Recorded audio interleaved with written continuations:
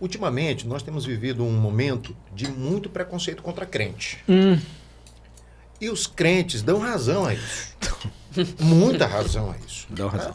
Te digo porque eu cresci numa... Acaba que não é um preconceito, virou um conceito.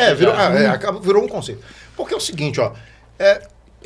Eu sou crescido numa das igrejas mais cri-cri que existe, que é a Igreja Assembleia de Deus. Sim. Protestante.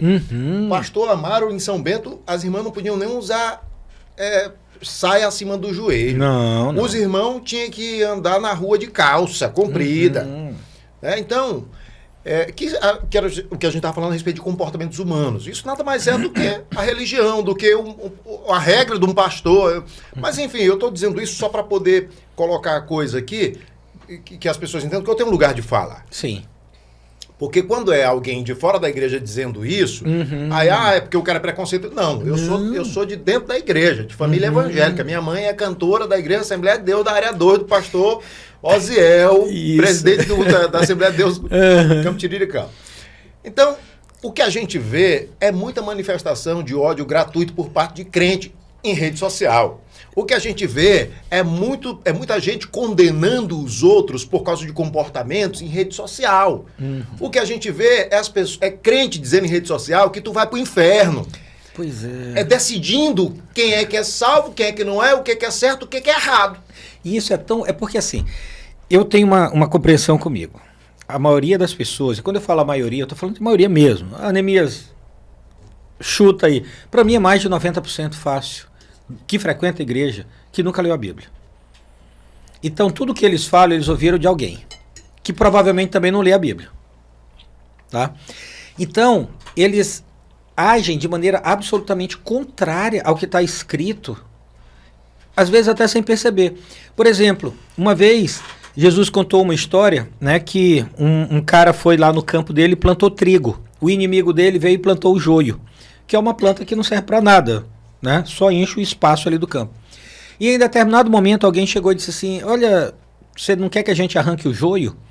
E ele disse assim, não arranca o joio não, porque eles são tão parecidos que é capaz de você arrancar o trigo junto. Faz o seguinte, deixa que lá no final começa a ficar evidente na hora do fruto quem é quem no jogo do bicho. Né? Então assim, e para nós a gente não tem o menor pudor de ler isso e dizer que alguém está no inferno, né?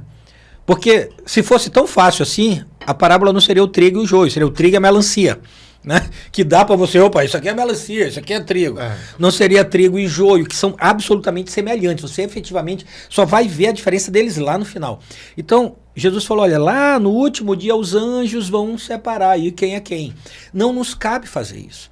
Em nenhum momento dos evangelhos ou da Bíblia, nós fomos chamados ou orientados a dizer quem vai para o inferno. Em nenhum lugar.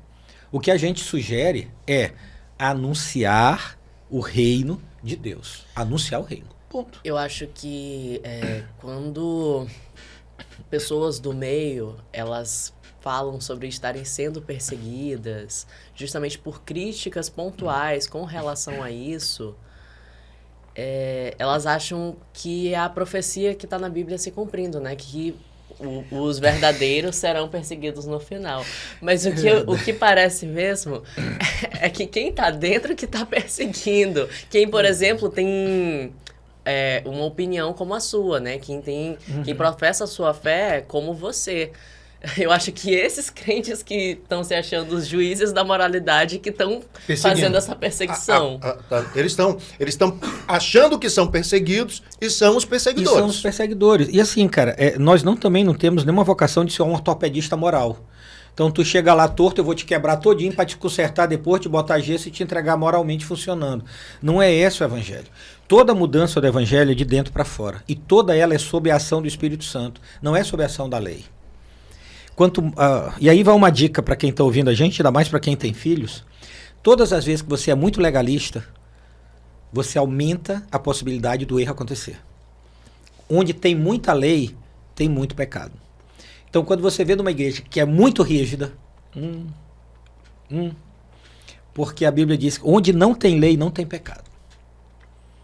Na hora que você começa a ser muito moralista, muito legalista, ó, não pode batom, o cabelo tem que estar desse jeito, a roupa tem que estar dessa forma, o comportamento, quando você começa a trazer uma série de regras e leis, é porque bem aí você está insuflando as práticas pecaminosas. Isso quem diz é a própria Bíblia. Então, quanto mais tranquilo você é na sua relação com o mundo, menos chance tem de você errar, porque você se torna livre, velho. Se com uma lei Adão e Eva já errou, não foi? Pois é, tinha só uma lei para Adão e Eva, boa. Só uma, velho. Corta pro Ian, corta pro Ian. Ele acabou toda aí, ó. O Ian sempre faz intervenções fantásticas. Perfeita essa, viu, Ian, cara? como é que é, Ian? Se com um pecado, Uma lei. Adão e Eva já erraram, pô. Imagina quando você coloca todo esse processo. Ele é muito bom, bicho. Essa foi Ele muito é boa, muito velho. bom. Essa foi sensacional.